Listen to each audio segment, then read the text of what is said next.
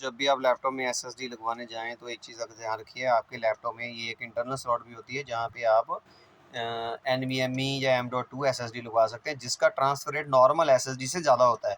तो यूजुअली क्या करते हैं अपने इंजीनियर्स, वो क्या करते हैं कि ये वाली उनके पास अवेलेबल नहीं होती है, तो वो नॉर्मली आपकी हार्ड ड्राइव निकाल के नॉर्मल एसएसडी लगा देते हैं, जिससे क्या होता है, ये आपका स्लॉट जो है ये वेस्ट चला गया।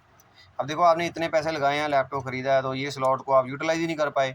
और दूसरी बात, यहाँ से जो हार्ड ड्राइव निकलेगी वो रख लेंगे, ठीक है, वो अपने पास रख लेंगे, आपको बताएंगे नहीं, और ये वाली एसएसडी आपको चिपका देंगे।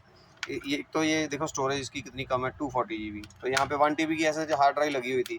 अगर आप यहाँ पे एसएसडी लगवा लेते तो आपकी वो 1 TB की स्टोरेज जो है वो यूज़ हो जाती।